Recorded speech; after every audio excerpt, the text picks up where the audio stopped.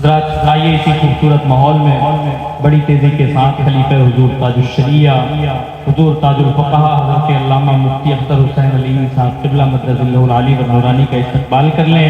نعرہ تکبیر، نعرہ رسالت، مسلک اعلی حضرت، علماء اہل سنت، فیضان حضور اعلی حضرت، نعرہ تکبیر، نعرہ رسالت، حل ہوں گے سبھی مسئلے تدبیر تو لاؤ، ٹوٹی ہی سہی دوستوں شمشیر تو لاؤ، آگے کا کام مالک و مولا پہ چھوڑ دو، پہلے زباں پہ نعرہ تکبیر تو لاؤ۔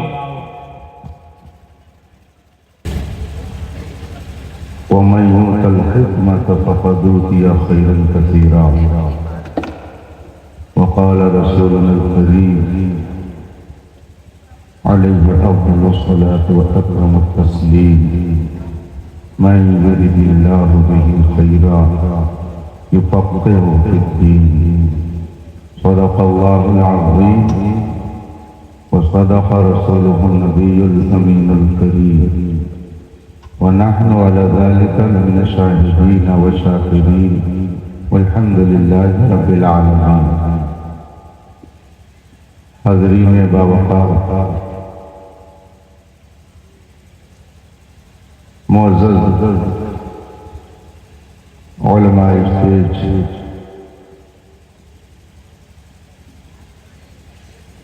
اساتذہ ادارہ، مشائخ کرام،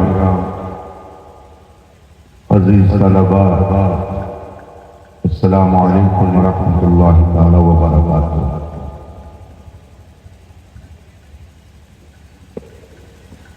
حضرات، وقت بہت مختصر ہے،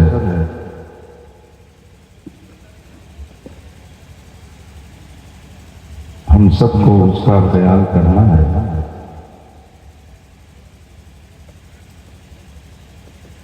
یہ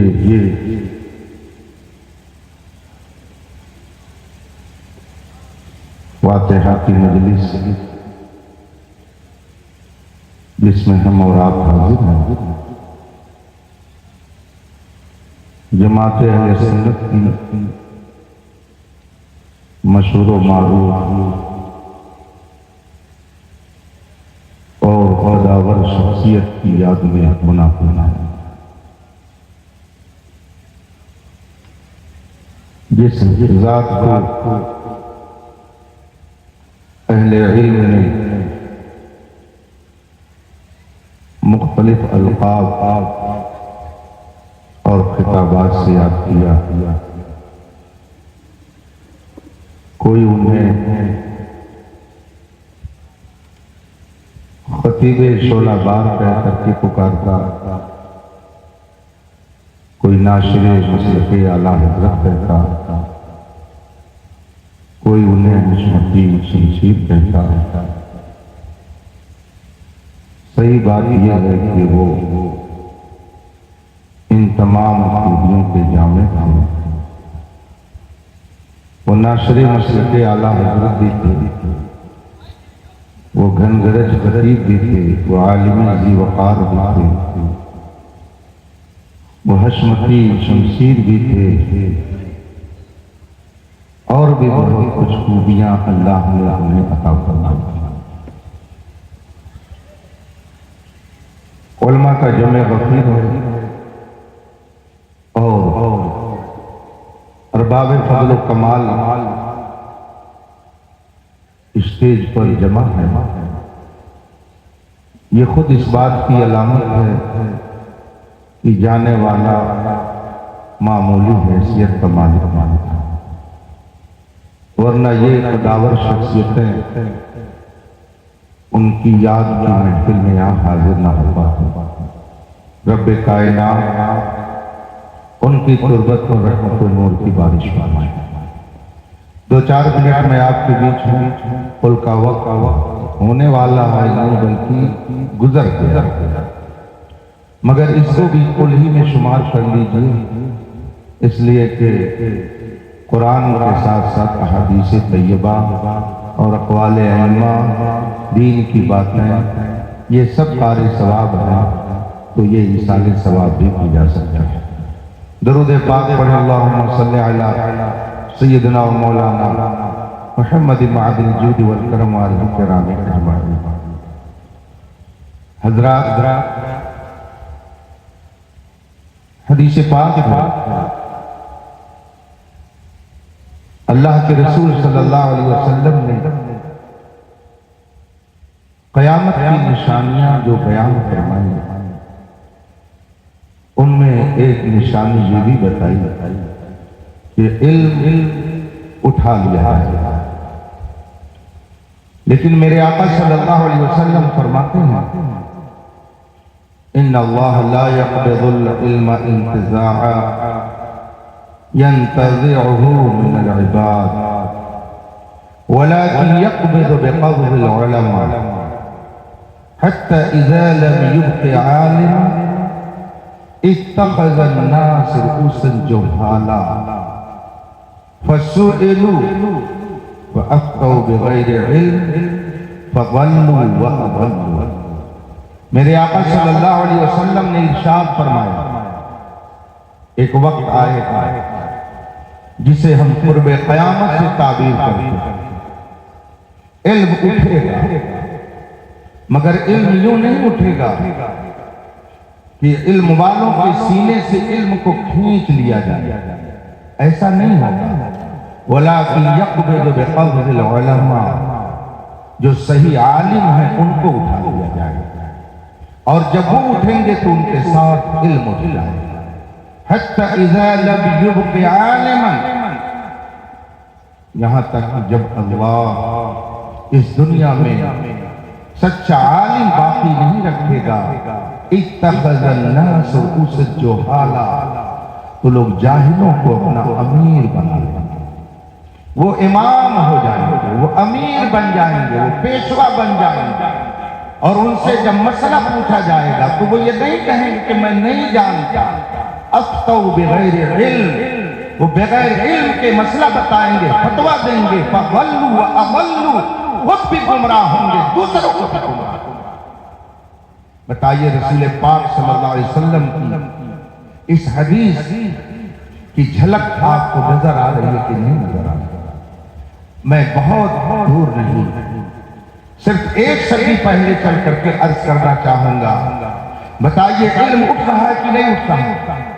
دنیا میں امام احمد رضا پیدا ہوئے، لیکن جب گئے تو کیا پھر دوسرا دنیا میں کوئی آپ نے امام احمد رضا دیکھا؟ حجت الاسلام تشریف لے گئے، لیکن کیا پھر دوسرا کوئی حجت الاسلام نظر آیا؟ مفتی اعظم تشریف لے گئے، کیا دوسرا کوئی مفتی اعظم آپ کو دکھا؟ مجاہد ملت گئے، کیا دوسرا مجاہد ملت نظر آیا؟ حافظ ملت گئے، کیا دوسرا کوئی حافظ ملت نظر آیا؟ بڑے بڑے علماء ہمارے تشریف لے گئے، یہ سب ان کے جانشین ہیں مگر کوئی ان جیسا نہیں۔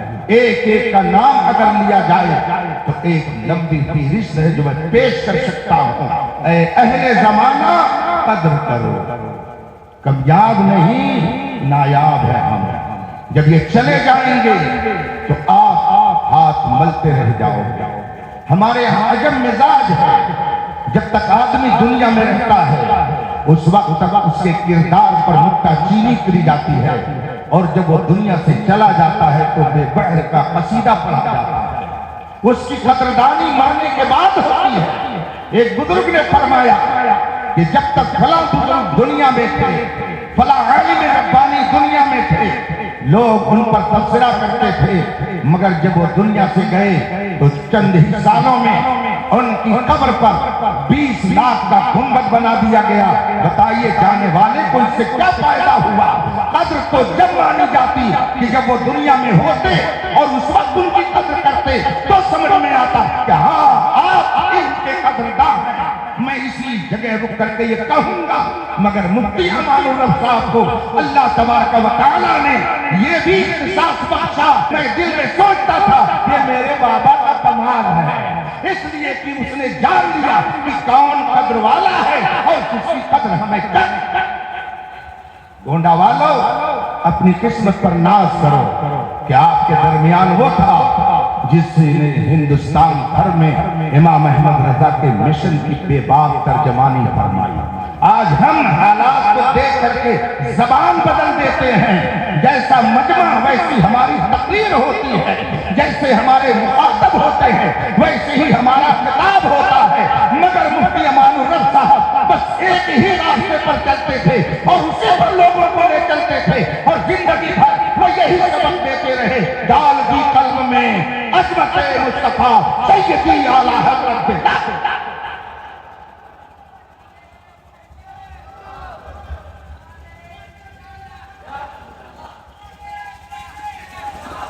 हम उनकी अज़मतों का जिक्र क्या कर सकते हैं, ये तो मुफ्ती लाजिम साहब जानेंगे, इसलिए कि ये बहुत बाकमाल, अल्लाह ने इन्हें बहुत फज़्ल व कमाल से नवाजा। अपनी शराफत की बुनियाद पर ये कहीं भी जगह पाते हैं बैठ जाते हैं, किसी से भी किसी भी तरह से मिल लेते हैं, मगर अल्लाह इन्हें सलामत रखे। गोडा वालों इनकी कदर करो, उलमा की कदर करो। मैं हर जगह जाकर के अर्ज करता हूँ, आप अगर मुझसे पूछेंगे तो कि आपने कदर की, अल्हम्दुलिल्लाह मैं उन लोगों में से नहीं हूँ कि तेरा खाए तेरे गुलामों से, मैं उन लोगों में से नहीं हूँ, बल्कि मैं बबागे दोहर कहता हूँ, जब तक टिके न थे तो कोई पूछता न था, उसने हमें खरीद के अनमोल।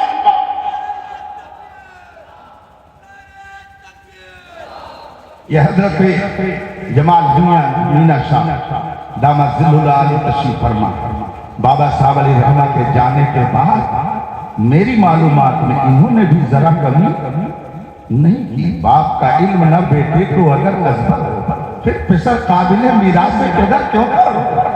आपने भी उसी तरीके से मोहब्बत के रिश्ते को निभाया। खुदा का शुक्र है कि अभी भी हिंदुस्तान में अहले इल्म पाए जाए। दुनिया में जब मसाइल ऐसे आते हैं कि नहीं हल हो पाते तो वहाँ के उलमा कहते हैं हिंदी उलमा के पास भेजो, ये मसला हल करें। बहुत से ऐसे मसाइल हैं और ये हिंदुस्तानी उलमा मसाइल को हल करते हैं। हजरत मुफ्ती अमानुर रज़ साहब अलैहि रहमत व रिज़वान हिंदुस्तान भर में दावत व तबलीग के लिए तशरीफ ले जाते और जहाँ जाते मस्जिद के आला हजरत की बेबाक तर्जमानी करते। एक मौके पर इत्तेफाक से मैं और वो सुल्तानपुर के चेयरमैन फोरम कोर्ट के पास बैठे हुए थे। सुन्नी से अकीदा हुजूर मुजाहिद मिल्लत के वो मुरीद, उनका नाम था शमशाद अली कुरैशी साहब। हम दोनों हजरात वहां बैठे हुए गुफ्तगू कर रहे थे। एक किताब उनके सामने पेश की गई, फतवे की किताब थी। जो ही उन्होंने 20 सफा ऐसे ही खोला, इत्तेफाक से कहीं उनकी नजर में कोई मिस्टेक नजर आई। मुझसे मुस्कुरा करके फरमाते हैं, मौलाना ये तो सिर्फ मेरे आला हजरत का कमाल है कि पूरी किताब नहीं पूरा दफ्तर तैयार कर देते हैं, मगर किसी को उंगली रखने की जगह नहीं रहती है। मैंने कहा इसका इकरार तो खुद मेरे इमाम ने किया है। मुल्के सुखन की शाही तुमको रज़ा गुसालम जिस समझा गए हो। मुफ्ती अमानुर रज़ साहब रहमतुल्लाह ताला अलैह ने फरमाया, ये मेरे आला हज़रत का कमाल है कि कहीं किसी को बोलने की, गुफ्तगू करने की, उंगली रखने की गुंजाइश नजर नहीं आती है।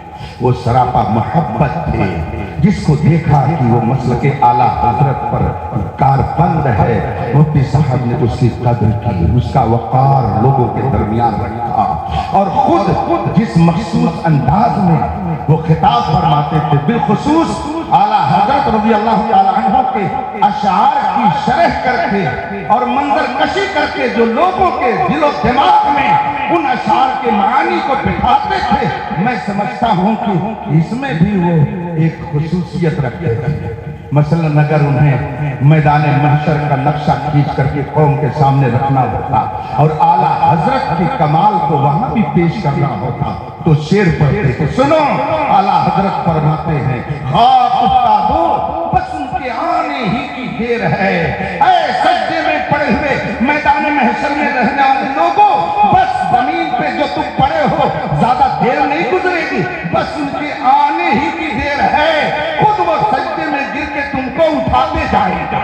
यानी जब मैदान महशर कोई वहां पर अपने आप में पड़ा होगा, परेशान हाल होगा, वहां पे मुश्किल में होगा, तो अब आला हजरत फरमाते हैं नहीं ईमान वालों, तुम्हें घबराने की जरूरत नहीं है, तुम तो सजदे में हो, लेकिन अभी मेरा महबूब आएगा और वो जब सजदे में गिरेगा तो अजमत से तुम्हें उठाता चला जाए और मुश्किलात से तुम्हें निकालता चला जाएगा। इतना अभी कह ही रहे थे, उधर से आला हजरत ने देखा और फरमाया लो वो आए मुस्कुराते, लो वो आए मुस्कुराते, हम असीरों की तरफ फिर मने इस यहाँ पे अब बिगड़े। वाखिर दावाना अल्हम्दुलिल्लाह रब्बिल आलमीन।